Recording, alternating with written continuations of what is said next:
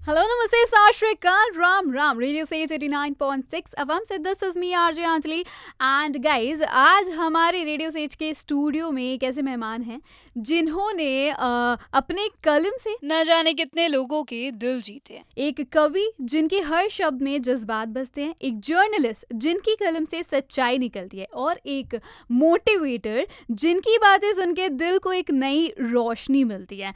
He is none other than Pankaj Dikshit ji. Sir welcome on radio Sage 89.6 FM. Thank you, धन्यवाद Anjali. Sir how are you doing and how is the Sage university treating you? देखिए, Sage में जब मैं आया तो हालांकि जब मैं पहले भी आता रहा हूँ यहाँ पर, लेकिन जब सेज में हम जैसे एंटर करते हैं, प्रवेश करते हैं, तो एक ऊर्जा हमें यहाँ पर दिखाई देती है।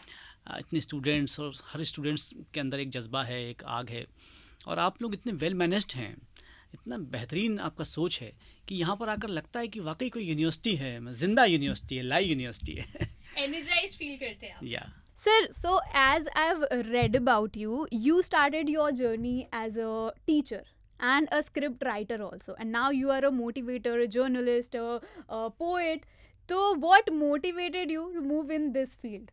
देखिए, टीचिंग की बात अगर हम करते हैं तो टीचिंग तो मेरे ब्लड में है। Okay. मतलब मेरी मदर टीचर थी, मेरी मौसियाँ जो हैं वो सब टीचर थी, मेरे सारे मौसा टीचर थे। इस वक्त अगर मैं बात करूं तो मेरे छोटे ब्रदर जो हैं वो एक प्रिंसिपल हैं, बड़े बड़े ब्रदर हैं वो वाइस चांसलर हैं, मेरी सिस्टर जो हैं वो टीचर हैं। तो टीचिंग मेरे ब्लड में रहा हमेशा, आज भी है।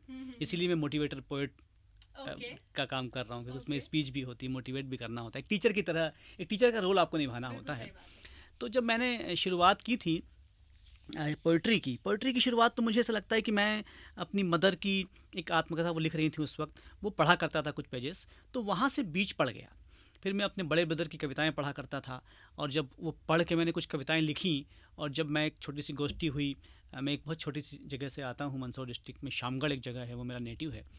हमारी गोष्ठी हुई, गोष्ठी में जब मैंने अपनी कविताएँ सुनाई तो मुझे कमेंट्स मिले कि यार तुम अपनी कविताएं कब पढ़ोगे, अपने भाई की कविताएं मत पढ़ो। तो मुझे उस वक्त लगा कि मतलब मेरी कविताओं में गहराई आ गई है। डिमांड वहाँ से चालू हुई। तो मैंने जो है उस वक्त मुझे अच्छा लगा, and I was motivated from there कि यार चलिए, मतलब मेरी कविताएं ऐसी हैं कि वो मेरी नहीं मानी जा रही हैं। That was pleasure for me. Okay, so now we all know that where it all started from. Okay sir, एक पोइट्री और मोटिवेशन दोनों ही बोलते हैं ना, दिल को छू जाने वाले मीडियम्स होते हैं।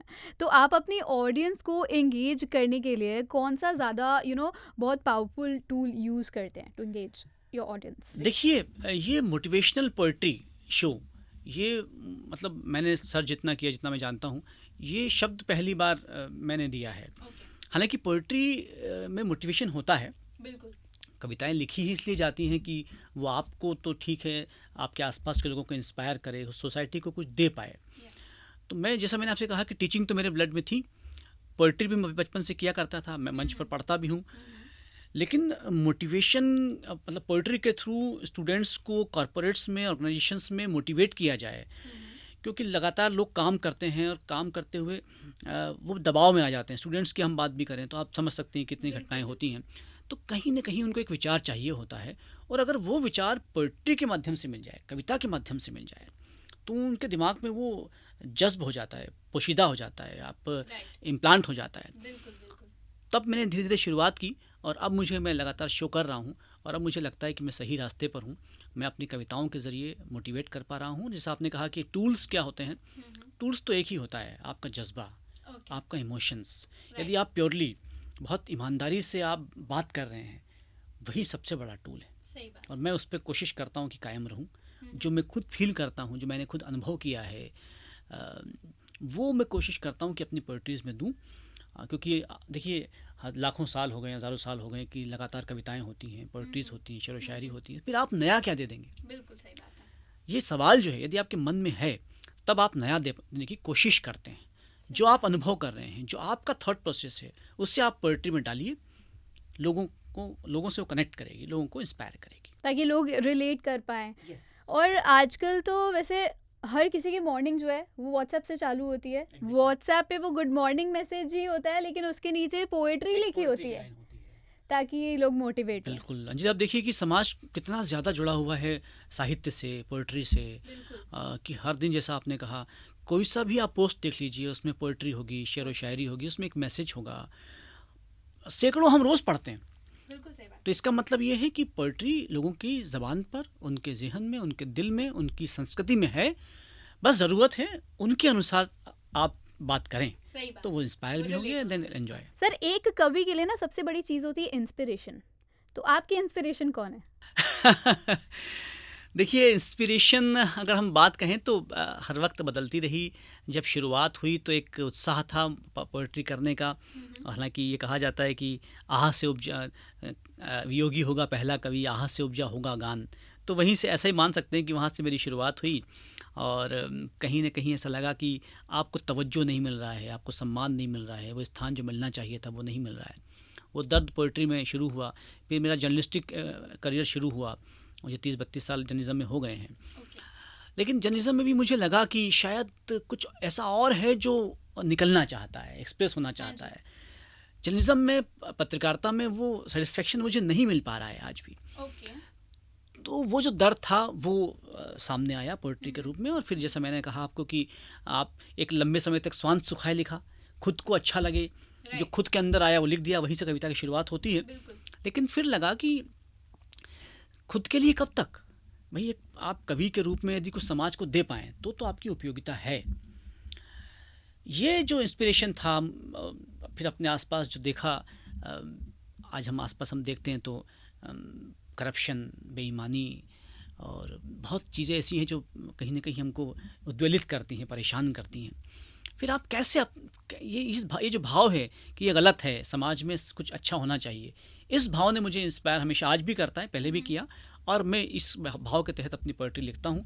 फिर चाहे वो प्रेम पर हो, वो श्रृंगार पर हो, वो देशभक्ति पर हो, फिर वो व्यक्तिगत कुछ भाव हो, किसी भी तरह का भाव हो। लेकिन मैं कोशिश करता हूँ कि लोगों को कुछ अपनी पोइट्री के ज़रिए बता पाऊँ, दे पाऊँ, और उस विचार को वो यदि जज्ब करते हैं तो कुछ नया सोच पाएँ, कुछ नया कह पाएँ। बिल्कुल सही बात है सर। सर, मैं हमेशा से I always wanted to personally ask a poet कि वो कहते हैं ना, आपने भी सुना होगा कि एक कवि का कभी ना कभी तो है होता है ना, एक हार्ट ब्रेक हुआ होता है, तभी वो ऐसे पोएट लिख पाता है। पहला कवि आह से उपजा होगा गान, जरूरी भी है। तो ऐसा ज़रूरी है क्या? बिल्कुल ज़रूरी है। बिल्कुल ज़रूरी है। देखिए, वही बात है कि जब हम सुविधाओं में, हमारे आसपास सुविधाएं हैं, क्यों कोई एक बड़ा साहित्यकार, बड़ा कलाकार किसी एक गांव से, किसी एक कस्बे से निकलता है? शहर से बहुत कम आर्टिस्टिक लोग निकल पाते हैं। क्या कारण है उसका? क्योंकि वो सुविधाओं में इतने घिर जाते हैं कि वो भूल जाते हैं कि वो क्यों आए हैं इस धरती पर। लेकिन वही व्यक्ति जो गांव में रहता है, वो स्ट्रगल करता है, कस्बे में रहता है, वो आसपास अपने अभाव देखता है, तब वो चीज़ें उससे जो है परेशान भी करती हैं, इंस्पायर भी करती हैं। तो मुझे लगता है कि सुविधाएं आदमी को ख़त्म करती हैं। इसीलिए एक जो कलाकार होता है या कवि होता है, साहित्यकार होता है, वो अपने आप को रिमोट रखना चाहता है। वो भीड़ में नहीं आना चाहता है। भीड़ में आया तो ख़त्म हो जाएगा। उससे अलग रहना है, अकेले रहना है। और ये जो आपने कहा कि कहीं ना कहीं ब्रेक होना, मेरा एक शेर मुझे याद आ गया अभी। प्लीज़, हम सुनना चाहेंगे। जितना मोहब्बत नहीं सिखाती, उससे ज़्यादा सिखाती है किसी की बेरुखी, किसी की बेवफाई, ब्रेकअप। क्या बात है। जो बेखुदी से सीखा उसका जवाब है बेखुदी मस्ती। जो बेखुदी से सीखा उसका जवाब है, जो बेरुखी से सीखा वो लाजवाब है। क्या बात है भाई, क्या बात है। मतलब आपने बताई दिया आज कि yes, this phrase is true कि भाई कवि का एक ना एक बार तो हार्ट ब्रेक होता है, तभी वो इस मुकाम पे जब तक उसके आसपास विपरीत परिस्थितियां नहीं होंगी, तब तक उसके अंदर का जो कवि है, कलाकार है, वो जागेगा नहीं, वो बस्ट नहीं होगा। वो ज़रूरी है बस्ट होना। Okay, we have all got the answer now. Sir, as a poet आपकी पर्सनल फेवरेट पोएट्री कौन सी है, और अगर 2-4 लाइन हो जाए तो? देखिए, मेरे अगर फेवरेट पोएट में आप कहेंगे तो अज्ञे से शुरुआत करता हूँ मैं। सच्चिदानंद हीरानंद वात्स्यायन अज्ञे, उनकी पोएट्री से मैं बहुत इंस्पायर हुआ। और उसके बाद मैं गुलजार को मैंने खूब पढ़ता हूँ आज भी। दुष्यंत को मैं खूब पसंद करता हूँ। हरिवंश राय बच्चन को खूब पढ़ता हूँ। ये वो लोग हैं जिनको मैंने खूब पढ़ा है और मैं इनसे इंस्पायर्ड हूँ। तो मैं अगर यहाँ पर इस वक्त पोइट्री की बात करूँ तो बहुत सारी मुझे ज़बानी याद हैं।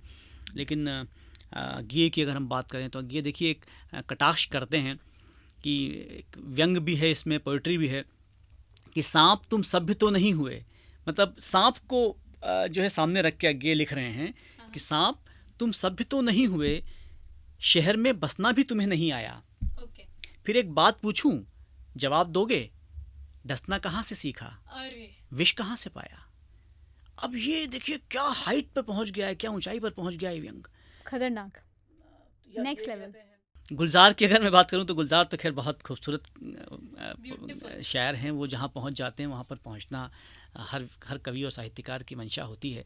गुलजार ये कहते हैं कि नज़्म उलझी हुई है सीने में, मिसरे अटके हुए हैं ओंठों पर।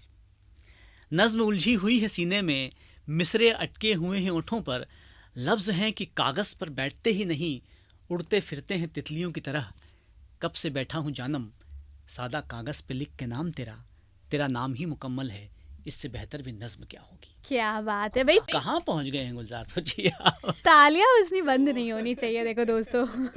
तो ये सब चीज़ें हैं। इसके अलावा हरिवंश राय बच्चन की अगर मैं बात करूँ तो मधुशाला आप पढ़ें, मधुशाला में जो मैसेज दिया है उन्होंने, मुझे एक दो रुबाइयाँ उनकी कविताएं उनकी पता है कि मदिरालय जाने को निकला घर से वो पीने वाला।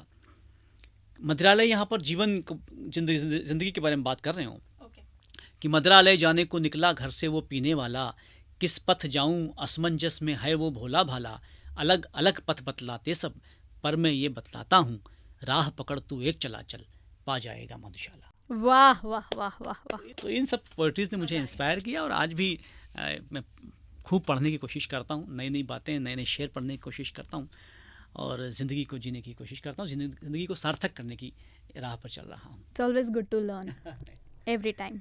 Sir, in your point of view, आपके हिसाब से एक अच्छा पोइट बनने के लिए क्या क्वालिटीज़ होनी ज़रूरी होती है? देखिए, अच्छा पोइट होने के लिए खैर अब मैं तब मैं मुझे लगता नहीं कि मैं इस काबिल हूँ कि मैं ये बात बता पाऊँ। नहीं सर, आपसे बेहतर कौन बता पाएगा। क्योंकि मैं भी अभी शिष्य ही हूँ, आगे हर दिन सीख रहा हूँ कविताओं को लेकर।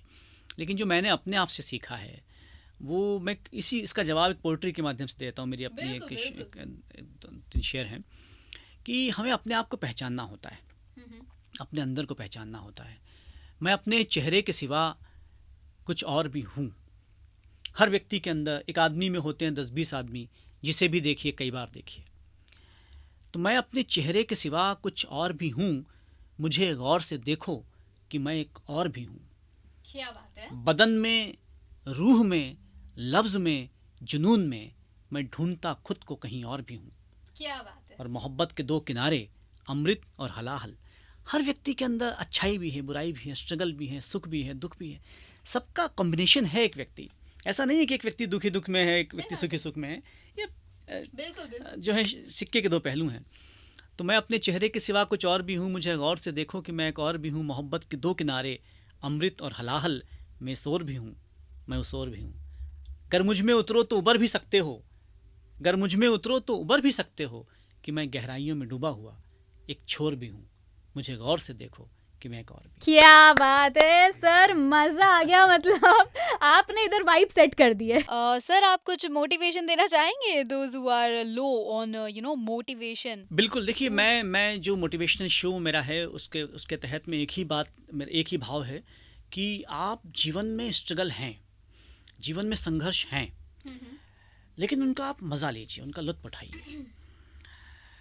सुखी सुख आ जाएगा तो आपका जीवन खत्म हो जाएगा।